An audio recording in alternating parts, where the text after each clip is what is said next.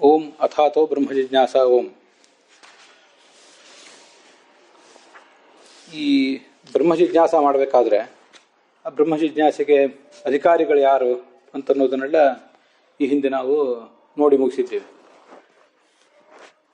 ಮತ್ತೆ ಇಂಥ ಅಧಿಕಾರಿ ಪಡೆದ ಮೇಲೆ, ಇಂಥ ಅಧಿಕಾರವನ್ನು ಪಡ್ಕೊಂಡ ಮೇಲೆ ಆ ಅಧಿಕಾರಿ ಏನು ಮಾಡಬೇಕು, ಹೇಗೆ ಅಧ್ಯಯನ ಮಾಡಬೇಕು ಅನ್ನೋದನ್ನೆಲ್ಲ ಮುಂದೆ ಹೇಳ್ತಾರೆ. ಮತ್ತು ಶಾಸ್ತ್ರದ ಅಭಿಪ್ರಾಯ ಏನು ಅನ್ನೋದನ್ನು ಏವಂ ಅಥಶಬ್ದಂ ಅನ್ನೋ ವಾತಿನಿಂದ ಜಯತೀರ್ಥರು ಹೇಳ್ತಿದ್ದಾರೆ. ಏವಂ ಅಥಶಬ್ದಂ ಸಂಕ್ಷೇಪ ವಿಸ್ತರಾಭ್ಯಾಂ ವ್ಯಾಖ್ಯಾಯ ಅಥಶಬ್ದ ಹೇತ್ವರ್ಥ ಇತ್ಯುಕ್ತಂ ವಿನಕ್ತಿ. ಅಥ ಶಬ್ದವನ್ನು ಸಂಕ್ಷಿಪ್ತವಾಗಿ ಮತ್ತು ವಿಸ್ತಾರವಾಗಿ ಎರಡು ರೀತಿಯಾಗಿ ವ್ಯಾಖ್ಯಾನ ಮಾಡಿದರು. ಮಾಂಗಲಿಕಾರ್ಥ ಅಂತ ತಿಳಿಸಿದರು. ಆಮೇಲೆ ಅಥ ಶಬ್ದಕ್ಕೆ ಅಧಿಕಾರ ಸಂಪತ್ತಿ ಅನಂತರ ಅಂತ ಅನ್ನೋದನ್ನು ತಿಳಿಸಿದರು. ಇಷ್ಟೆಲ್ಲ ಆದಮೇಲೆ ಅತಃ ಶಬ್ದ, ಈ ಅತಃ ಅನ್ನೋ ಶಬ್ದ ಏನೇನು ಹೇಳ್ತಿದೆ ಅನ್ನೋದನ್ನು ಈಗ ವಿಸ್ತರಿಸ್ತಾ ಇದ್ದಾರೆ, ವ್ಯಾಖ್ಯಾನ ಮಾಡ್ತಾ ಇದ್ದಾರೆ. ಯತ ಇತಿ ಸೂತ್ರ ಭಾಷ್ಯದಲ್ಲಿ ಯತಃ ಯಥೋ ನಾರಾಯಣ ಪ್ರಸಾದ ಮೃತೆ ನ ಮೋಕ್ಷ ನ ಚ ಜ್ಞಾನಂ ವಿನಾ ಅತ್ಯರ್ಥ ಪ್ರಸಾದ ಅತಃ ಬ್ರಹ್ಮ ಜಿಜ್ಞಾಸ ಕರ್ತವ್ಯ ಅಂತ. ಹೀಗೆ ಯಾವ ಕಾರಣದಿಂದ ನಾರಾಯಣ ಪ್ರಸಾದ ಮೃತೆ ನ ಮೋಕ್ಷ, ನಾರಾಯಣನ ಪ್ರಸಾದವಿಲ್ಲದೆ ಮೋಕ್ಷ ಅಂತೂ ಆಗೋದಿಲ್ಲ. ಮತ್ತೆ ಜ್ಞಾನಂ ವಿನಾ ನ ಅತ್ಯರ್ಥ ಪ್ರಸಾದ, ಅತ್ಯರ್ಥ ಅಂದರೆ ತೀವ್ರವಾದದ್ದು ಅಂತ, ಅತ್ಯಂತ ಫೈನಲ್ ಪ್ರಸಾದ, ಫೈನಲ್ ಅನುಗ್ರಹ, ಪೂರ್ಣವಾದ ಅನುಗ್ರಹ ಅಂತ ಹೀಗಂತ ತಿಳ್ಕೋಬೇಕು. ನ ಅತ್ಯರ್ಥ ಪ್ರಸಾದ, ಜ್ಞಾನವಿಲ್ಲದೇನೆ ಆ ಭಗವಂತನ ಪೂರ್ಣಾನುಗ್ರಹನೂ ಆಗೋದಿಲ್ಲ. ಅತಃ ಬ್ರಹ್ಮ ಜಿಜ್ಞಾಸ ಕರ್ತವ್ಯ. ಆದ್ದರಿಂದ ಶ್ರವಣ ಮನನ ಧ್ಯಾನ ರೂಪವಾದಂತಹ ಬ್ರಹ್ಮ ಜಿಜ್ಞಾಸವನ್ನು ಮಾಡಬೇಕು ಅಂತ ಈಗ ಅದರ ತಾತ್ಪರ್ಯ.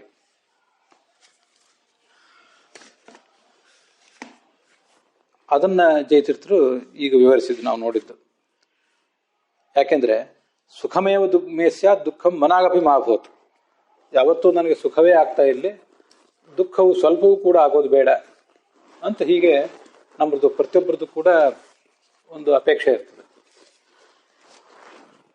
ಇತಿ ಸರ್ವಾಭಿಮತ ಮೋಕ್ಷಸ್ಯ. ಈ ಒಂದು ಸುಖವೇ ಬೇಕು ಅಂತ ಎಲ್ರಿಗೂ ಇರೋದ್ರಿಂದ ಆ ಸುಖ ಆಗೋದೆಲ್ಲಿಂದ? ಈ ಅಂಥ ಶಾಶ್ವತವಾದಂಥ ಸುಖ ಸಿಗುವುದೆಲ್ಲಿ? ಅದು ಮೋಕ್ಷದಲ್ಲೇ ಸಿಗೋದು. ಆದ್ದರಿಂದ ಅದು ಸರ್ವಾಭಿಲಷಿತ ಆಯಿತು. ಅದು ನಾರಾಯಣನ ಅತ್ಯರ್ಥ ಪ್ರಸಾದವಿಲ್ಲದೆ ಸಿಗೋದಿಲ್ಲ. ಅತ್ಯರ್ಥ ಅಂದ್ರೆ ಈಗಾಗಲೇ ಹೇಳಿದಂತೆ ಪೂರ್ಣ ಅಂತ ಅರ್ಥ. ಭಗವಂತನಾದ ನಾರಾಯಣನ ಪೂರ್ಣ ಪ್ರಸಾದವಿಲ್ಲದೆ ಆ ಅನುಗ್ರಹ ನಮಗಾಗೋದಿಲ್ಲ, ಅಂಥ ಒಂದು ಮೋಕ್ಷ ನಮಗಾಗೋದಿಲ್ಲ. ಆ ಅತ್ಯರ್ಥ ಪ್ರಸಾದ ಆಗೋದು ಯಾವುದರಿಂದ? ಅಪರೋಕ್ಷ ಜ್ಞಾನಂ ಅಂತರೇಣ ಅಲಾಭಾತ್. ಅಪರೋಕ್ಷ ಜ್ಞಾನವಿಲ್ಲದೇನೆ ಅಂಥ ಅನುಗ್ರಹವೂ ಕೂಡ ಆಗೋದಿಲ್ಲ. ಅಲಾಭಾತ್. ಆ ಅಪರೋಕ್ಷ ಜ್ಞಾನ ಆಗುವುದು ಯಾವುದರಿಂದ? ಬ್ರಹ್ಮ ಜಿಜ್ಞಾಸಾಂ ವಿನಾ ಅನುದಯಾತ್.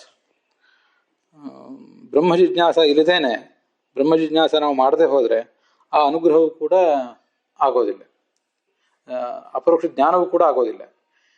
ಅನುದಯಾತ್ ಅತ್ಯರ್ಥ ಪ್ರಸಾದ ದ್ವಾರ ಅಂದರೆ ಸಂಪೂರ್ಣ ಅನುಗ್ರಹ ದ್ವಾರ ಮೋಕ್ಷ ಸಾಧನವಾದಂಥ ಈ ಅಪರೋಕ್ಷ ಜ್ಞಾನಕ್ಕೆ ಉತ್ಪಾದಕವಾದದ್ದು ಬ್ರಹ್ಮ ಜಿಜ್ಞಾಸ. ಅಂತಹ ಜಿಜ್ಞಾಸೆಯನ್ನು ನಾವು ಮಾಡಬೇಕು ಅಂತ ಅರ್ಥ. ಬ್ರಹ್ಮ ಜಿಜ್ಞಾಸ ಇದು ಅಪರೋಕ್ಷ ಜ್ಞಾನಕ್ಕೆ ಉತ್ಪಾದಕ ಆಗಿದೆ. ಅದು ಹೇಗೆ ಅಂದರೆ ಈ ಅತ್ಯರ್ಥ ಪ್ರಸಾದ ದ್ವಾರ, ಭಗವಂತನ ಪೂರ್ಣಾನುಗ್ರಹವನ್ನು ಕೊಡಿಸುವ ಮೂಲಕ ಅದು ಮೋಕ್ಷ ಸಾಧನ ಆಗಿದೆ. ಮೋಕ್ಷ ಸಾಧನೆ ಹೇಗೆ ಅಂದರೆ ಅತ್ಯರ್ಥ ಪ್ರಸಾದ ದ್ವಾರ ಅಂತ ಅದರ ತಾತ್ಪರ್ಯ. ಹೀಗೆ ಆ ಜಿಜ್ಞಾಸೆಗೆ ಮಹತ್ವ ಇದೆ. ಆದ್ದರಿಂದ ಬ್ರಹ್ಮ ಜಿಜ್ಞಾಸ ಕರ್ತವ್ಯ ಇತ್ಯರ್ಥ. ಯದುಕ್ತಂ ಅಸಂದಿಗ್ಧತ್ವಾದ ನ ಬ್ರಹ್ಮಣೋ ವಿಷಯತ್ವಮಿತಿ. ಇಲ್ಲಿ ನಾವು ಹಿಂದೆ ಒಂದು ಜಿಜ್ಞಾಸೆ ಮಾಡಿದ್ವಿ. ಆ ಜಿಜ್ಞಾಸೆಗೆ ಉತ್ತರ ನಾವು ಕಂಡುಕೋಬೇಕಾಗಿದೆ. ಈ ವಿಷಯ ಯಾವುದು ಶಾಸ್ತ್ರಕ್ಕೆ? ಬ್ರಹ್ಮನ ವಿಷಯ ಅಂತ ಹೇಗೆ ಹೇಳ್ತೀರಿ ಅಂತೆಲ್ಲ ಒಂದು ಜಿಜ್ಞಾಸೆ ಅಲ್ಲಿ ನಡೆದು ಬಿಟ್ಟಿತ್ತು.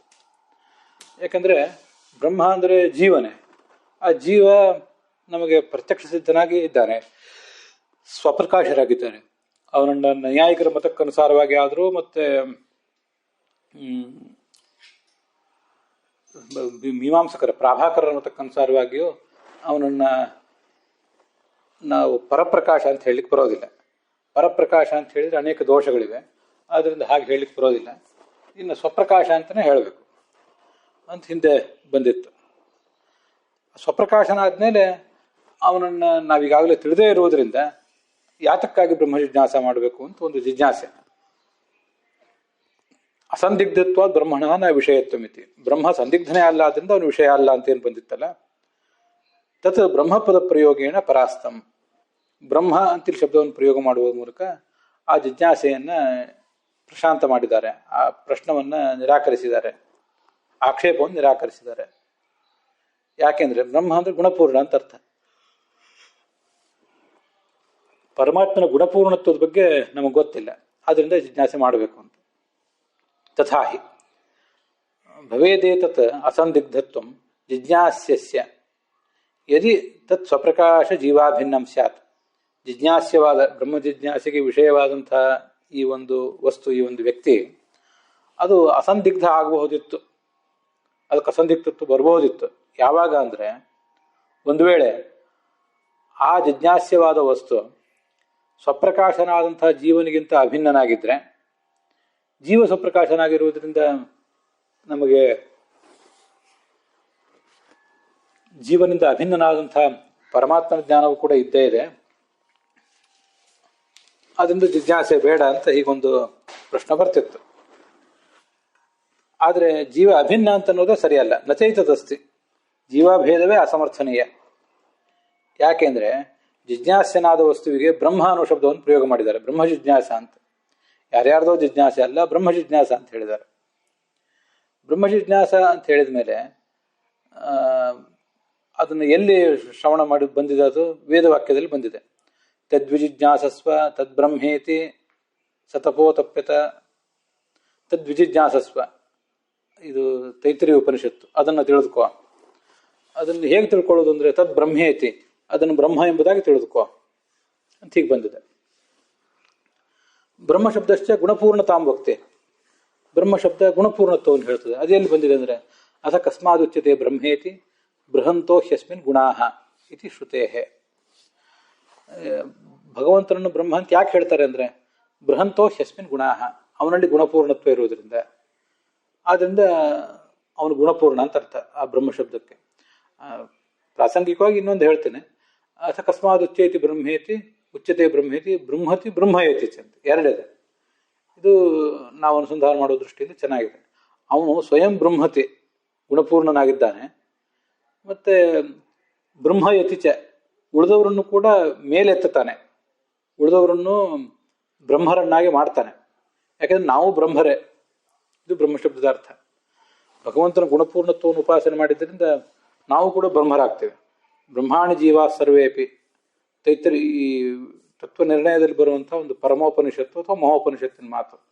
ಎಲ್ಲ ಜೀವರು ಬ್ರಹ್ಮರೇ. ಪರಬ್ರಹ್ಮಾಣಿ ಮುಕ್ತಿಗಾಹ. ಇದೇ ಜೀವರು ಮುಕ್ತರಾದಾಗ ಪರಬ್ರಹ್ಮ ಅಂತ ಕರೆಸ್ಕೋತಾರೆ. ಪ್ರಕೃತಿ ಪರಮಂ ಬ್ರಹ್ಮ. ಲಕ್ಷ್ಮೀದೇವಿಯನ್ನ ಪರಮಬ್ರಹ್ಮ ಅಂತಾರೆ. ಬ್ರಹ್ಮ ಇದ್ದದ್ದು ಮುಕ್ತರಾದಾಗ ಪರಬ್ರಹ್ಮ ಆಯಿತು. ಪರ ಇದ್ದದಕ್ಕೊಂದು ಮಕಾರ ಸೇರಿಕೊಂಡಿತ್ತು, ಅದು ಲಕ್ಷ್ಮೀದೇವಿಗೆ ಪರಮಬ್ರಹ್ಮ. ಪ್ರಕೃತಿ ಪರಮಂ ಬ್ರಹ್ಮ ಪರಮಂ ಮಹದಚ್ಯುತಃ. ಪರಮ ಮಹತ್ ಬ್ರಹ್ಮ ಅಂತ ಮಹತ್ ಅಂತ ಮತ್ತೊಂದು ವಿಶೇಷಣವನ್ನು ಸೇರಿಸ್ತಾರೆ ಪರಮಾತ್ಮನಿಗೆ. ಹೀಗೆ ಪರಮಾತ್ಮ ಪರಮ ಮಹತ್ ಬ್ರಹ್ಮ, ಲಕ್ಷ್ಮೀದೇವಿ ಪರಮ ಬ್ರಹ್ಮ, ಮುಕ್ತರು ಪರಬ್ರಹ್ಮರು, ನಾವೆಲ್ಲ ಬ್ರಹ್ಮರು. ಹೀಗೆ ನಾವು ಕೂಡ ಬ್ರಹ್ಮರಾಗ್ತೇವೆ, ಅದು ಒಂದು ಅರ್ಥ. ತಥಾಚ ಕಥಂ ತಸ್ಯ ಜೀವಾಭೇದ ಜೀವಸ್ಯ ಅಲ್ಪಗುಣತ್ವೇನ ಅನುಭವಾತ್. ಅಂಥ ಭಗವಂತನನ್ನು, ಗುಣಪೂರ್ಣನಾದ ಬ್ರಹ್ಮನನ್ನ ಜೀವನಿಂದ ಅಭಿನ್ನ ಅಂತ ಹೇಳೋದು ಹೇಗೆ? ಜೀವನಲ್ಲಿ ಜೀವ ಅಲ್ಪಗುಣ ಎಂಬುದಾಗಿ ನಮಗೆಲ್ರಿಗೂ ಅನುಭವ ಸಿದ್ಧ ಇದೆ. ನಾನು ಅಲ್ಪಗುಣ ಅನ್ನೋದು ನನಗೂ ಅನುಭವ ಸಿದ್ಧ, ನೀವು ಅಲ್ಪಗುಣ ಅಂತ ಅನ್ನೋದು ನಿಮಗೂ ಅನುಭವ ಸಿದ್ಧ. ಮತ್ತೆ ನನ್ನ ದೃಷ್ಟಾಂತದಿಂದ ನಿಮ್ಮನ್ನೂ ಅಲ್ಪಗುಣ ಅಂತ ನಾನು ಅನುಮಾನದಿಂದ ತಿಳಿಬಹುದು. ಅನುಮಾನದಿಂದ ತಿಳಿಯುವುದಲ್ಲದೆ ಶ್ರುತಿಗಳಿಂದಲೂ ಕೂಡ ಇವರೆಲ್ಲರೂ ಕೂಡ ಅಲ್ಪಗುಣರು ಅಂತ ನಾವು ತಿಳ್ಕೊಳ್ಬಹುದು. ಅನುಭವಾತ ಅಂತ ಅಲ್ಲಿ ಬಂದಿದೆ, ನಾನು ಪ್ರತ್ಯೇಕವಾಗಿ ಹೇಳಿದೆ ಅಷ್ಟೆ. ಪ್ರತ್ಯಕ್ಷ ಹೇಳಿದ್ದಾರೆ. ಅನುಮಾನ ಮತ್ತು ವೇದವಾಕ್ಯ ಶಬ್ದಗಳಿದ್ದರೂ ಅವನು ಅಲ್ಪಗುಣ ಅಂತ ತಿಳಿಬಹುದು. ಆತತತ್ವಾಚ ಮಾತೃತ್ವಾತ್ ಆತ್ಮೇತಿ ಪರಮೋಮತಃ ಆತ್ಮಾಭಾಸಾಸ್ತದನ್ಯೇತು ನಹ್ಯೇತೇಷಾಂ ತಥಾ ಗುಣಾಃ ಅಂತ. ಇನ್ನೊಂದು ಕಡೆ ಆಚಾರ್ಯ ಹೇಳಿರುವಂತೆ ಅದು ಉಪನಿಷತ್ತಿನ ಮಾತು ಅಂತ ನೆನಪು. ಪ್ರಸಿದ್ಧವಾದ 10 ಉಪನಿಷತ್ತುಗಳಲ್ಲಿ ಒಂದಲ್ಲ, ಇನ್ನೊಂದು ಉಪನಿಷತ್ತು. ಪರಮಾತ್ಮನನ್ನು ಆತ್ಮ ಅಂತ ಯಾಕೆ ಹೇಳ್ತಾರೆ ಅಂದ್ರೆ ಆತತ ಆತ್ಮ ಅನ್ನೋಲ್ಲಿ ಎರಡಿದೆ, ಒಂದು ಮ ಇದೆ, ಒಂದು ಆತ ಇದೆ. ಆತತ ಸರ್ವತ್ರ ವ್ಯಾಪ್ತನಾದ್ರಿಂದ, ದೇಶತಃ ಕಾಲತಃ ಗುಣತಃ ವ್ಯಾಪ್ತನಾದ್ರಿಂದ ಆತ ಆತತ. ಮತ್ತು ಮಾತೃತ್ವ ಸರ್ವಜ್ಞನಾದ್ರಿಂದ ಭಗವಂತ ಆತ್ಮ. ಆತ್ಮಾಭಾಸ ತದನ್ಯೇ, ಉಳಿದವರೆಲ್ಲರೂ ಕೂಡ ಆತ್ಮಾಭಾಸರವರು, ಆತ್ಮನಂತೆ ಕಾಣ್ತಾರೆ ಅಷ್ಟೆ, ಬ್ರಹ್ಮಬಂಧುಗಳಿದ್ದ ಹಾಗೆ, ಹೇತ್ವಾಭಾಸಗಳಿದ್ದಂತೆ. ನಹ್ಯೇತೇಷಾಂ ತಥಾ ಗುಣಾಃ, ಇವ್ರು ಯಾರಿಗೂ ಕೂಡ ವ್ಯಾಪ್ತವಾದಂಥ ಗುಣಗಳು ಇಲ್ಲವೇ ಇಲ್ಲ ಅಂತ ಈಗ ಅಲ್ಲಿ ಬಂದಿದೆ. ನಹ್ಯೇತೇಷಾಂ ತಥಾ ಗುಣಾಃ. ಆದ್ದರಿಂದ ಈ ವೇದವಾಕ್ಯಕ್ಕನುಸಾರವಾಗಿಯೂ ಕೂಡ ಇವನು ಗುಣಪೂರ್ಣನಲ್ಲ ಅಂತ ತಿಳಿತದೆ. ಹೀಗೆ ಪುರಾಣ ವಾಕ್ಯಗಳು, ಅನುಮಾನಗಳು ಮತ್ತೆ ಅವೆರಡರಿಂದ ಅನುಗ್ರಹಿತವಾದಂಥ ಪುರಾಣ ವಾಕ್ಯಗಳು ಮತ್ತೆ ನಮ್ಮ ಅನುಭವ, ಹಾಗೇನೆ ಅನುಭವ ಮತ್ತು ಶಬ್ದ ಪ್ರಮಾಣದಿಂದ ಬೆಂಬಲಿತವಾದಂಥ ಅನುಮಾನ, ಇಷ್ಟರಿಂದ ಇವನು ಅಗುಣ ಅಂತ ತಿಳಿತದೆ ಅಂತ ಅದರ ಅರ್ಥ. ಆದ್ದರಿಂದ ಇವನು ಈ ಜೀವ ಬ್ರಹ್ಮಾಭಿನ್ನ ಅಲ್ಲವೇ ಅಲ್ಲ. ಆದ್ದರಿಂದ ನಾವು ಜೀವನ ಬಗ್ಗೆ ಜಿಜ್ಞಾಸೆ ನಡೆಸಲಿಕ್ಕೆ ಹೊರಟಿಲ್ಲ, ಪರಮಾತ್ಮನ ಬಗ್ಗೆ ಜಿಜ್ಞಾಸೆ ನಡೆಸಲಿಕ್ಕೆ ಹೊರಟಿದ್ದೀವಿ ಅಂತ ಅದರ ತಾತ್ಪರ್ಯ. ಇಲ್ಲಿ ತದ್ವಿಜಿಜ್ಞಾಸಸ್ವ ತದ್ಬ್ರಹ್ಮೇತಿ ಅಂತ ಬಂತಲ್ಲ, ಆ ಪರಮಾತ್ಮನನ್ನ ತಿಳಿಲಿಕ್ಕೆ ಪ್ರಯತ್ನ ಪಡು. ತದ್ ಬ್ರಹ್ಮೇತಿ, ಅವನನ್ನೇ ಬ್ರಹ್ಮ ಎಂಬುದಾಗಿ ತಿಳಿಲಿಕ್ಕೆ ಪ್ರಯತ್ನ ಪಡು ಅಂತ ಹೀಗೆ ಬರ್ತದಲ್ಲ. ಆದ್ರಿಂದಲೇ ಹೀಗೆ ಬ್ರಹ್ಮ ಎಂಬುದಾಗಿ ತಿಳಿ ಅಂತನ್ನೋದನ್ನೇ ಇದೇ ಸ್ಫೂರ್ತಿಯಿಂದ ಬೇರೆ ಬೇರೆ ಥರದ ಮಾತುಗಳು ಬಂದಾಗ ಅದಕ್ಕೂ ಎಲ್ಲ ನಾರಾಯಣನನ್ನು ಧ್ಯಾನಿಸು ಅಂತ ಬಂದರೆ ನಾರಾಯಣ ಎಂಬುದಾಗಿ ಧ್ಯಾನಿಸು ಅಂತ ಅರ್ಥ ನಾನು ಮಾಡ್ಕೊಳ್ಳೋದು ಈ ಕಾರಣಕ್ಕಾಗಿ. ತಸ್ಮಾತ್ ಗಹನಾನ್ ಸರ್ವಾನ್ ತ್ಯಕ್ವಾ ಶಾಸ್ತ್ರಾರ್ಥ ವಿಸ್ತರಾನ್ ಅನನ್ಯಚೇತಾ ಧ್ಯಾಯಸ್ವ ನಾರಾಯಣ ಮಜಂ ವಿಭೂಮ್ ಅಂತ ಇದು ಅನುಶಾಸನ ಪರ್ವದಲ್ಲಿ ಬರುವಂಥ ಮಹಾಭಾರತದ ಮಾತು. ತಸ್ಮಾತ್ ಗಹನಾನ್ ಸರ್ವಾನ್ ತ್ಯಕ್ವಾ ಶಾಸ್ತ್ರಾರ್ಥ ವಿಸ್ತರಾನ್. ಶಾಸ್ತ್ರ ತುಂಬ ವಿಶಾಲವಾಗಿದೆ, ಅದು ನಿಮಗೆ ಕಷ್ಟ ಅಂತ ಕಾಣಿಸಿದ್ರೆ ಭೀಷ್ಮ ಯುಧಿಷ್ಠಿರನಿಗೆ ಹೇಳೋ ಮಾತಿದು, ಇದನ್ನು ನಾವು ಗಮನಿಸ್ಬೇಕು. ಶಾಸ್ತ್ರ ನಿಮ್ಗೆ ಕಷ್ಟ ಅಂತ ಕಾಣಿಸಿ, ನನಗೆ ಅದು ಅರ್ಥ ಆಗ್ತಿಲ್ಲ ಅಂತ ಒಂದು ಗೊಂದಲ ಇದ್ದರೆ, ಏನು ಮಾಡಬೇಕು ಅಂತ ಒಂದು ನೋವಿದ್ರೆ, ಆವಾಗ ಗಹನವಾದ ಶಾಸ್ತ್ರಾಸ್ತ್ರಗಳೆಲ್ಲ ಬದಿಗಿಡು, ಅರ್ಥಾತ್ ಪೆಂಡಿಂಗ್ ಇಡು. ಅನನ್ಯಚೇತಾ ಧ್ಯಾಯಸ್ವ, ಅನನ್ಯ ಮನಸ್ಕನಾಗಿ ನಾರಾಯಣಂ ಅಜಂ ವಿಭುಂ ಧ್ಯಾಯಸ್ವ. ಭಗವಂತನನ್ನು ನಾರಾಯಣ ಎಂಬುದಾಗಿ, ಅಜ ಎಂಬುದಾಗಿ ಮತ್ತು ವಿಭು ಎಂಬುದಾಗಿ ಧ್ಯಾನಿಸು. ಅದೇನೂ ಇಲ್ಲದೆ ಹೋದ್ರೆ ನಾರಾಯಣ ಅಂತ ಧ್ಯಾನಿಸು. ನಾರಾಯಣ ಅಂದ್ರು ಬ್ರಹ್ಮ ಅಂದ್ರು ಒಂದೇ ಅರ್ಥ, ಗುಣಪೂರ್ಣ ಅಂತಲೇ ಅರ್ಥ. ದೇವರು ದೊಡ್ಡವನು, ದೇವರು ದೊಡ್ಡವನು ಅಂತ ಇಷ್ಟು ಉಪಾಸನೆ ಮಾಡು. ಅದೇ ಬ್ರಹ್ಮತ್ವೋಪಾಸನೆ, ಆತ್ಮತ್ವೋಪಾಸನೆ ಅಂದ್ರೆ ಎಲ್ಲದಕ್ಕೂ ಅದೇ ಅರ್ಥ. ನಾನಾ ಥರದ ಕ್ಲೇಶ ಇದ್ರೂ ಬ್ರಹ್ಮತ್ವೋಪಾಸನೆ ಬಿಡಬೇಡ, ಆತ್ಮತ್ವೋಪಾಸನೆ ಬಿಡಬೇಡ.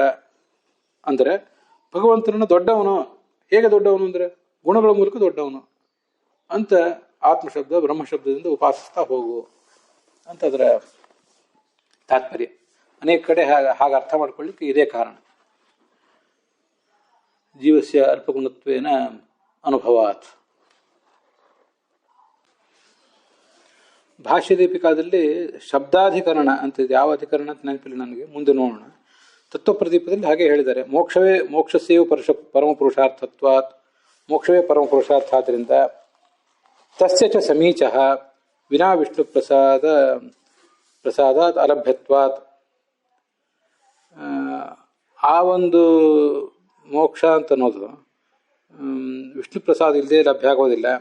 ತಸ್ಯ ಚ ಅತಿಮಾತ್ರಸ್ಯ ಅಪರೋಕ್ಷ ಜ್ಞಾನ ಅಪ್ರಸಾಧ್ಯತ್ವಾತ್. ಅತಿಮಾತ್ರ ಪ್ರಸಾದ ಆಗಬೇಕು ಅಂದರೆ ಅಪರೋಕ್ಷ ಜ್ಞಾನ ಇಲ್ಲದೇನೆ ಸಾಧ್ಯ ಆಗೋದಿಲ್ಲ. ಆ ಅಪರೋಕ್ಷ ಜ್ಞಾನವು ಜಿಜ್ಞಾಸಾದ ಅಧೀನಾದ್ದರಿಂದ ವಿಷ್ಣುರೇವ ವಿಜಿಜ್ಞಾಸ್ಯ ಇತ್ಯುಕ್ತಂ. ವಿಷ್ಣುರೇವ ವಿಜಿಜ್ಞಾಸ್ಯ ಸರ್ವಕರ್ತಾಗಮೋದಿತಃ ಅಂತ ಈ ಅಣುಭಾಷ್ಯದಲ್ಲಿ ಬಂದ ಮಾತನ್ನು ಪ್ರಾಸಂಗಿಕವಾಗಿ ನೆನಪು ಮಾಡ್ಕೋಬಹುದು.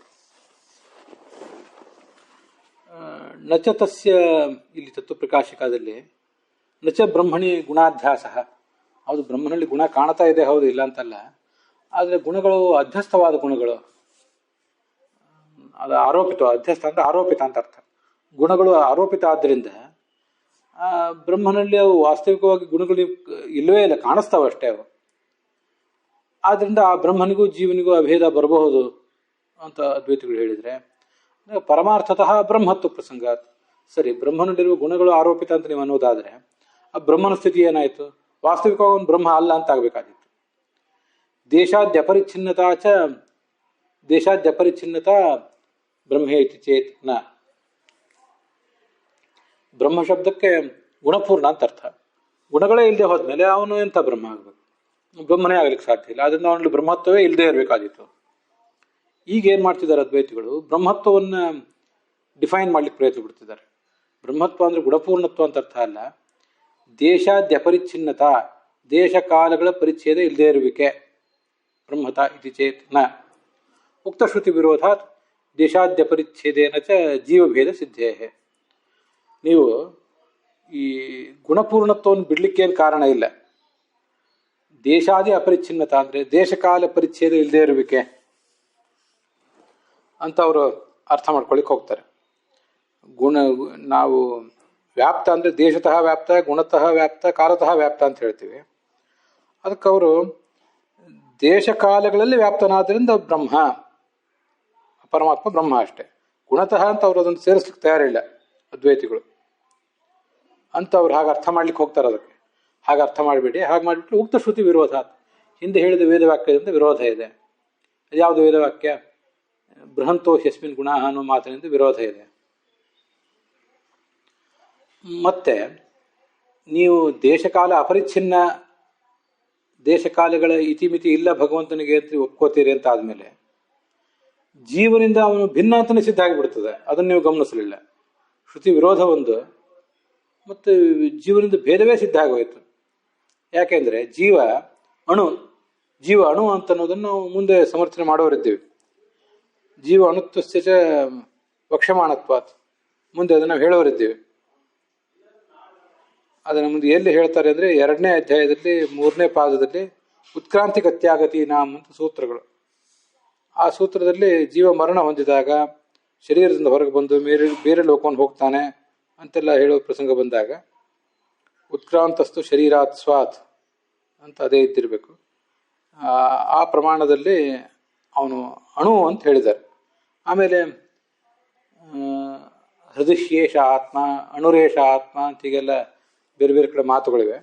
ಆದ್ದರಿಂದ ಆ ಜೀವ ಅಣು ಅಂತ ನಮಗೆ ಸಿದ್ಧ ಆಗಿದೆ. ಅಣು ಅಂತ ಸಿದ್ಧ ಆಗಿರೋದ್ರಿಂದ ಅವನಿಗೆ ದೇಶಕಾಲಗಳ ಪರಿಚ್ಛೇದ ಇದೆ. ನೀವು ಪರಮಾತ್ಮನಿಗೆ ದೇಶಕಾಲ ಪರಿಚ್ಛೇದ ಇಲ್ಲ ಅಂತ ಹೇಳಿಬಿಟ್ರೆ ಅವನನ್ನ ಆ ಪರಮಾತ್ಮ ಮತ್ತು ಜೀವ ಇಬ್ಬರು ಕೂಡ ಭಿನ್ನರು ಅಂತಲೇ ಹೇಳಿದಾಗಾಯ್ತು. ನೀವು ಏನೋ ಮಾಡಿ ಆಪತ್ತನ್ನು ಪರಿಹಾರ ಮಾಡ್ಕೊಳ್ಳಿಕ್ಕೆ ಹೋಗಿ ಮತ್ತೆ ಸಿಕ್ಕಿ ಬಿದ್ರಿ ಅಂತ ಅದರ ಅರ್ಥ. ಆದ್ದರಿಂದ ಜೀವ ಸ್ವಪ್ರಕಾಶ ಇರಬಹುದು, ಆದರೆ ತದ್ಭಿನ್ನ ಬ್ರಹ್ಮಣ, ಆ ಜೀವನಿಂದ ಭಿನ್ನನಾದಂಥ ಬ್ರಹ್ಮ ಅವನು ಸಂದಿಗ್ಧನೇ ಆಗಿದ್ದಾನೆ. ಆದ್ದರಿಂದ ಅವನು ವಿಷಯನಾಗಿದ್ದಾನೆ. ಸಂದಿಗ್ಧತ್ವಾತ್ ವಿಷಯತ್ವ ಸಿದ್ಧೇ ಮೋಕ್ಷಾಖ್ಯ ಪ್ರಯೋಜನ ಸದ್ಭಾವಾತ್. ಮೋಕ್ಷ ಅನ್ನುವಂಥ ಪ್ರಯೋಜನವೂ ಕೂಡ ಅದರಿಂದ ಸಿಗ್ತದೆ. ಹೀಗೆ ಮೋಕ್ಷ ಅನ್ನುವ ಪ್ರಯೋಜನ ಇದೆ. ಬ್ರಹ್ಮ ಸಂದಿಗ್ಧನಾಗಿದ್ದಾನೆ. ತಥಾಏವ ಅಧಿಕಾರ್ಯಾದಿ ಸಂಭವಾತ್ ಬ್ರಹ್ಮ ಜಿಜ್ಞಾಸ ಕರ್ತವ್ಯ. ಈ ಪ್ರಯೋಜನ ಇರುವುದರಿಂದ ಅಧಿಕಾರ್ಯಾದಿಗಳು ಬಂದೇ ಬಂದವು. ಅಧಿಕಾರಿ, ವಿಷಯ, ಪ್ರಯೋಜನ ಎಲ್ಲವೂ ಬಂತು. ಆದ್ದರಿಂದ ಬ್ರಹ್ಮ ಜಿಜ್ಞಾಸ ಮಾಡಬೇಕು ಅಂತ ಅದರ ತಾತ್ಪರ್ಯ ಆಗ್ತದೆ. ಬ್ರಹ್ಮಪದ ವ್ಯಾಖ್ಯಾನ ರೂಪಂ ನಾರಾಯಣ ಪದಂ. ಮುಂದಲ್ಲಿ ನಾರಾಯಣ ಅಂತ ಏನು ಪದ ಬಂತಲ್ಲ, ಅದು ಯಥೋ ನಾರಾಯಣ ಪ್ರಸಾದ ಮೃತೆ ನ ಮೋಕ್ಷ ಅಂತ ಆಚಾರ್ಯರು ನಾರಾಯಣ ಶಬ್ದ ಪ್ರಯೋಗ ಮಾಡಿದ್ದಾರೆ. ಅಲ್ಲಿ ಬ್ರಹ್ಮ ಜಿಜ್ಞಾಸ ಅಂತಿದೆ, ಸೂತ್ರದಲ್ಲಿ ಬ್ರಹ್ಮ ಜಿಜ್ಞಾಸ ಅಂತಿದೆ. ಯಥೋ ನಾರಾಯಣ ಪ್ರಸಾದ ಮೃತೇನ ಮೋಕ್ಷ ಅಂತ ನೀವು ನಾರಾಯಣ ಅಂತ ಶಬ್ದ ಪ್ರಯೋಗ ಮಾಡಿದ್ದೀರಿ. ಯಥೋ ಬ್ರಹ್ಮ ಪ್ರಸಾದಾದೃತೆ ಅಂತ ಹೇಳಬೇಕಾಗಿತ್ತು. ಇದು ಹೇಗೆ ಹೇಳ್ತೀರಿ? ನಾರಾಯಣ ಅಂತ ಶಬ್ದ ಯಾಕೆ ಪ್ರಯೋಗ ಮಾಡಿದ್ದೀರಿ ಅಂದರೆ, ನಾರಾಯಣ ಅಂದರೆ ಅದು ಬ್ರಹ್ಮಪದದ ವ್ಯಾಖ್ಯಾನವೇ. ಅನೇಕ ಅನಂತ ಗುಣಗಳುಳ್ಳವನು ಅಂತ ಅದರ ತಾತ್ಪರ್ಯ ಆಗ್ತದೆ. ಹೀಗೆ ನಾರಾಯಣ ಅನ್ನೋ ಶಬ್ದದಿಂದ ಬ್ರಹ್ಮ ಶಬ್ದವನ್ನು ವ್ಯಾಖ್ಯಾನ ಮಾಡಿದ್ದಾರೆ ಅಲ್ಲಿ. ನಾನು ಕರ್ತವ್ಯ ಇತಿ ಪದಂ ಅತ್ರ ನ ಶ್ರೂಯತೆ. ಯದಿ ಅಧ್ಯಾಹಾರ ತರಿ ನ ಕರ್ತವ್ಯ ಐತೆ ಅಧ್ಯಾಹಾರ. ಅಲ್ಲ, ಕರ್ತವ್ಯ ಅಂತ ಶಬ್ದ ಕೇಳಿಸ್ತಿಲ್ಲ. ಬ್ರಹ್ಮ ಜಿಜ್ಞಾಸ ಮಾಡಬೇಕು ಅಂತ ನೀವು ಹೇಳಿದ್ರಿ, ಮಾಡಬೇಕು ಅಂತ ಸೂತ್ರದಲ್ಲಿ ಎಲ್ಲಿದೆ? ಅದಕ್ಕೆ ನಾವೇನು ಹೇಳ್ಬೋದು, ಅಲ್ಲ ಅಧ್ಯಾಹಾರ ಮಾಡ್ಕೋತೀವಿ ಅಂತಂದ್ರೆ ಅದನ್ನ ಅಧ್ಯಾಹಾರನೇ ಮಾಡ್ಕೊಳ್ಳೋದಾದ್ರೆ ನಕರ್ತವ್ಯ ಅಂತ ಅಧ್ಯಾಹಾರ ಯಾಕೆ ಮಾಡ್ಕೋಬಾರ್ದು ಅಂತೊಂದು ಜಿಜ್ಞಾಸೆ ಬರ್ತದೆ. ನಕರ್ತವ್ಯ ಅಂತ ಮಾಡ್ಕೋಬಹುದಲ್ಲ, ಯಾಕೆಂದ್ರೆ ಅಧ್ಯಾಹಾರಸ್ಯ ನಿರಂಕುಶತ್ವ.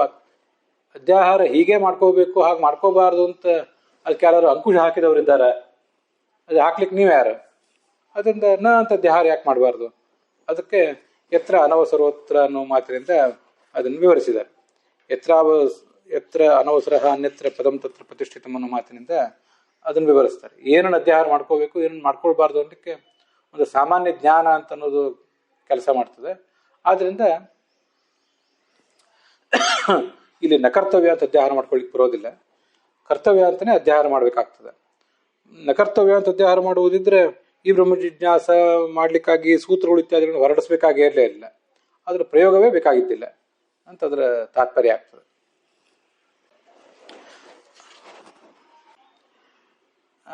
ನಾರಾಯಣ ಶಬ್ದವನ್ನು ವ್ಯಾಖ್ಯಾನಿಸುವ 4 ರೀತಿಯಿಂದ ವ್ಯಾಖ್ಯಾನಿಸುವಂತಹ ಒಂದು ಶ್ಲೋಕ ಗೀತಾ ಪ್ರಸ್ಥಾನದಲ್ಲಿ ಬರ್ತದೆ. ಈಗ ಅದನ್ನು ನೀವು ನೆನಪು ಮಾಡಿದ್ರಿ.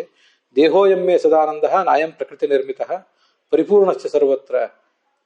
4 ರೀತಿಯಾಗಿಲ್ಲ, 3 ರೀತಿಯಾಗಿ. ಇದು ಸದಾನಂದ, ಯಾವತ್ತೂ ಆನಂದವುಳ್ಳದ್ದು, ಆದ್ರಿಂದ ನಾನು ನಾರಾಯಣ. ಮತ್ತಿದು ಪ್ರಕೃತಿ ನಿರ್ಮಿತ ಅಲ್ಲ, ಆದ್ರಿಂದ ನಾನು ನಾರಾಯಣ. ಅರಾಯಣ ಅಂದ್ರೆ ಪ್ರಕೃತಿ ನಿರ್ಮಿತ, ನಾರಾಯಣ ಅಂದ್ರೆ ಪ್ರಕೃತಿ ನಿರ್ಮಿತ ಅಲ್ಲ. ಅರಾಯಣ ಅಂದ್ರೆ ದುಃಖವುಳ್ಳದ್ದು, ದುಃಖವುಳ್ಳದ್ದಲ್ಲ, ಯಾಕಂದ್ರೆ ಸದಾನಂದ, ಅದಕ್ಕಿಂತ ಭಿನ್ನವಾದ್ದು.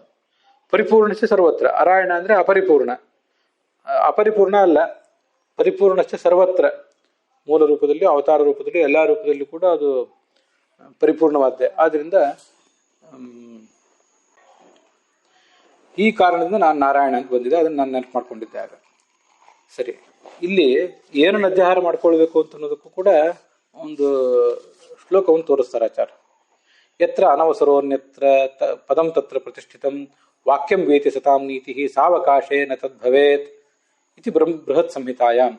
ಬೃಹತ್ ಸಂಹಿತಾ ಅನ್ನೋ ಗ್ರಂಥದಲ್ಲಿ ಹೀಗೊಂದು ಮಾತು ಕೇಳಿ ಬರ್ತದೆ. ಯತ್ರ ಅನವಸರ, ಜಿತೀರ್ಥಾರ್ಥ ಬರೀತಾರೆ. ಯತ್ರ ವಾಕ್ಯೆ ಮಹಾವಾಕ್ಯೇವ, ಒಂದು ಖಂಡವಾಕ್ಯ, ತುಂಡು ವಾಕ್ಯ ಅಥವಾ ಮಹಾವಾಕ್ಯ, ಅಲ್ಲಿ ಯತ್ ಪದಂ ವಾಕ್ಯಂ ವಾ ವಿನ, ಯಾವ ಇನ್ನೊಂದು ಪದವಿಲ್ಲದೆ ಅಥವಾ ವಾಕ್ಯವಿಲ್ಲದೆ, ಅರ್ಥಾಂತರೇ ಅನವಸರ, ಅರ್ಥಾಂತರಸ್ಯ ಅಘಟನ, ಅರ್ಥಾಂತರವನ್ನು ನಾವು ಮಾಡ್ಲಿಕ್ಕೆ ಬರೋದಿಲ್ಲ. ಅಂದ್ರೆ ಸಂಗತವಾದಂತಹ ಒಂದು ವಿಶಿಷ್ಟವಾದ ಪರ್ಟಿಕ್ಯುಲರ್ ಅರ್ಥವನ್ನೇ ನಾವು ಮಾಡ್ಲಿಕ್ಕೆ ಬರೋದಿಲ್ಲವೋ ಅಂತ ಪರಿಸ್ಥಿತಿಯಲ್ಲಿ ಅಧ್ಯಾಹಾರ ಮಾಡಬೇಕು. ಇದು ನೋಡಿ, ಒಂದು ಮಹಾವಾಕ್ಯದಲ್ಲಿ ಕೆಲವು ಖಂಡವಾಕ್ಯ ಇರ್ತವೆ, ತುಂಡು ವಾಕ್ಯಗಳು. ಆ ತುಂಡು ವಾಕ್ಯಗಳಲ್ಲಿ ಕೆಲವು ಪದಗಳು ಬೇಕಾಗ್ತವೆ. ತುಂಡು ವಾಕ್ಯದಲ್ಲಿ ಪದಗಳು ಬೇಕು. ಮಹಾವಾಕ್ಯದಲ್ಲಿ ಅಧ್ಯಾಹಾರ ಮಾಡ್ಕೊಳ್ಳಿಕ್ಕೆ ಕೆಲವು ಸಣ್ಣ ಸಣ್ಣ ವಾಕ್ಯಗಳೇ ಬೇಕಾಗ್ತವೆ. 4-5 ವಾಕ್ಯಗಳು ಸೇರಿ ಒಂದು ಮಹಾವಾಕ್ಯ ಆಗೋದಿದ್ದಾಗ ಅಲ್ಲೊಂದು ಅನ್ವಯವನ್ನು ನಾವು ತೋರಿಸ್ಬೇಕಾದ್ರೆ ನಡುವೆ ಒಂದು ತುಂಡು ವಾಕ್ಯವೇ ಬೇಕಾಗ್ತದೆ. ಅದು ಅದರ ವೈಶಿಷ್ಟ್ಯ. ಯತ್ರ ವಾಕ್ಯ ಮಹಾವಾಕ್ಯವ ಅಂತಿದೆಯಲ್ಲ, ಆ ವಾಕ್ಯ ಅಂತ ಅನ್ನೋದಕ್ಕೆ ಪದ ಮುಂದೆ ಅನ್ವಯ. ಯತ್ರ ವಾಕ್ಯ ಯತ್ಪದಂ ವಿನ, ಯತ್ರ ಮಹಾವಾಕ್ಯ ವಾಕ್ಯಂ ವಿನ. ತುಂಡು ವಾಕ್ಯವನ್ನು ನಾವು ಅಧ್ಯಾಹಾರ ಮಾಡ್ಕೊಳ್ಳದೆ ಹೋದರೆ ಅನ್ಯತ್ರ ಅರ್ಥಾಂತರೇ, ಅಲ್ಲಿ ಬೃಹತ್ ಸಂಹಿತಾದ ಶ್ಲೋಕದಲ್ಲಿ ಯತ್ರ ಅನವಸರ ಅನ್ಯತ್ರ ಅಂತಿದೆ. ಅನ್ಯತ್ರ ಅಂತಿದೆಯಲ್ಲ, ಅನ್ಯತ್ರ ಅನ್ನೋ ಶಬ್ದಕ್ಕೆ ಅರ್ಥ ಏನು? ಒಂದು ನಿರ್ದಿಷ್ಟವಾದ ಅರ್ಥ ಬೇಕಾಗಿದೆ ನಮಗೆ. ಆ ನಿರ್ದಿಷ್ಟವಾದ ಅರ್ಥ, ಅರ್ಥಾಂತರ ಅಂದ್ರೆ ಬೇರೆ ಯಾವುದೋ ಒಂದು ಅರ್ಥ ಅಂತ ಹಾಗಲ್ಲ, ಒಂದು ಪರ್ಟಿಕ್ಯುಲರ್ ಅರ್ಥ ಅಂತ ಅರ್ಥ.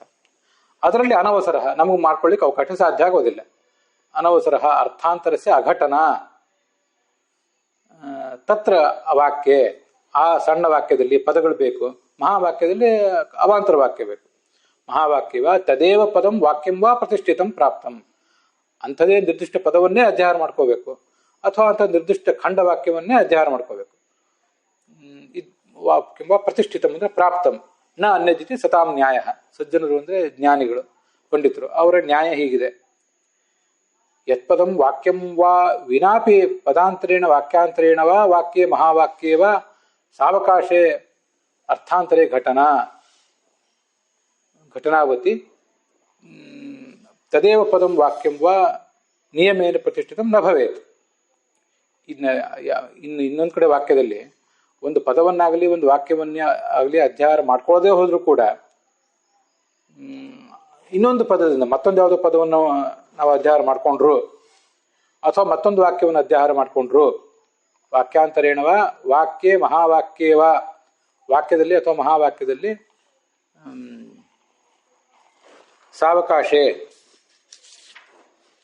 ಸಾವಕಾಶೆ ಅಂತದೆಲ್ಲ ಅದು ಆ ಶ್ಲೋಕದ ವಾಕ್ಯ. ಸಾವಕಾಶೆ ಅಂದ್ರೆ ಅರ್ಥಾಂತರೇ ಘಟನಾ, ಘಟನಾವತಿ. ಇನ್ನೊಂದು ಅರ್ಥಾಂತರ ಅಂದ್ರೆ ನಿರ್ದಿಷ್ಟ ಅರ್ಥ. ಆ ನಿರ್ದಿಷ್ಟ ಅರ್ಥಕ್ಕೆ ಘಟನಾ ಉಳ್ಳದ್ದು ಸಪ್ತಮಿ ವಿಭಕ್ತಿ, ಅದು ಘಟನಾವತಿ ಅಂತ. ಸಾವಕಾಶೆ ಘಟನಾವತಿ ಅಂತ ಸಾಧ್ಯತೆ ಉಳ್ಳದ್ದು, ಸಾಧ್ಯತೆಯನ್ನು ಹೊಂದಿರುವಂತಹ ಶಾಸ್ತ್ರದಲ್ಲಿ, ಹೊಂದಿರುವಂತಹ ವಾಕ್ಯದಲ್ಲಿ ಅಂತ ಅರ್ಥ. ಸಪ್ತಮಿ ವಿಭಕ್ತಿ. ತದೇವ ಪದಂ ವಾಕ್ಯಂ ವಾ ನಿಯಮೇನ ಪ್ರತಿಷ್ಠಿತಂ ನ ಭವೇತ್. ಇನ್ನೊಂದು ವಾಕ್ಯವು ಇನ್ನೊಂದು ಪದವೂ ನಡೀತದೆ ಅಂತಿದ್ದಾಗ ಈ ಮೊದಲನೇ ಪದವೇ ಬೇಕು ಅಂತಿಲ್ಲ.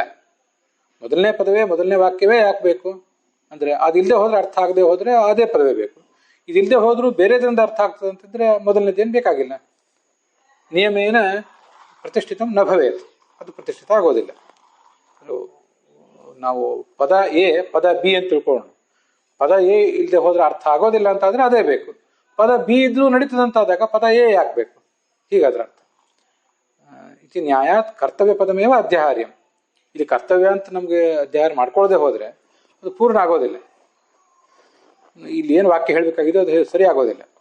ಅದು ನ ಕರ್ತವ್ಯ ಇತಿ ಅಧ್ಯಾಹಾರ ಕಥನಾದಿನ ಅಯೋಗಾದಿತಿ ಭಾವ. ನಕರ್ತವ್ಯ ಅಂತಂತ ನಾವೊಂದು ಹೇಳ್ಬಿಟ್ರೆ ಆ ಅಧಿಕಾರಾದಿಗಳನ್ನು ಹೇಳಿದಂಗೆ ಏನಾಯ್ತು? ಅತಃ ಇಷ್ಟೆಲ್ಲ ಹೇಳಿ ಅಧಿಕಾರ ಸಂಪಾದನೆ ಮಾಡಿದ ನಂತರ ಬ್ರಹ್ಮ ಜಿಜ್ಞಾಸ ಮಾಡಬಾರ್ದು ಅಂತ ಯಾಕೆ ಹೇಳ್ಬೇಕು? ಅದೇನು ಹೇಳದೆ ಹೋದ್ರೂ ತಾನಾಗೆ ಆಗೇ ಆಗ್ತದೆ, ಸುಮ್ಮನೆ ಕೂತಿದ್ರೆ ಆಗಿ ಹೋಗ್ತಿತ್ತು. ನಕರ್ತವ್ಯ ಇತ್ಯಾದೇಹೆ, ಮಾಡಬಾರ್ದು, ಬ್ರಹ್ಮ ಜಿಜ್ಞಾಸೆಯನ್ನು ಮಾಡಬಾರ್ದು, ಲೋಕದ ಸುಖ ಜಿಜ್ಞಾಸೆಯನ್ನೇ ಮಾಡಬೇಕು ಇತ್ಯಾದಿಗಳೇನಿವೆ. ಅಧಿಕಾರ ಕಥನಾ ದಿನ ಹಿಂದೆ ಹೇಳಿದ ಅಧಿಕಾರ ಕಥನ ಇತ್ಯಾದಿ ಇದೆ, ಅದಕ್ಕೂ ಇದಕ್ಕೂ ಹೊಂದಾಣಿಕೆ ಆಗೋದಿಲ್ಲ. ಆದ್ರಿಂದ ಅದನ್ನ ಬಿಟ್ಬಿಡ್ಬೇಕು ಅಂತ ಅದರ ತಾತ್ಪರ್ಯ.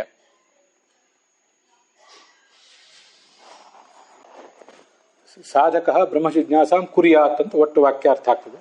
ಸಾಧಕರಿಂದ ಬ್ರಹ್ಮ ಜಿಜ್ಞಾಸೆಯು ಮಾಡಲ್ಪಡಬೇಕು ಅಂತ ಅದನ್ನ ಕರ್ಮಣಿ ಪ್ರಯೋಗದಲ್ಲಿ ಇಟ್ಕೊಂಡ್ರೆ ಇಲ್ಲಿ ಯಾಕಂದ್ರೆ ಬ್ರಹ್ಮ ಜಿಜ್ಞಾಸ ಕರ್ತವ್ಯ ಅಂತ ಹೀಗೆ ಹೇಳಿದಾಗ ಬ್ರಹ್ಮ ಜಿಜ್ಞಾಸೆಯು ಮಾಡಲ್ಪಡಬೇಕು ಅಂತ ಹೀಗಿದೆ.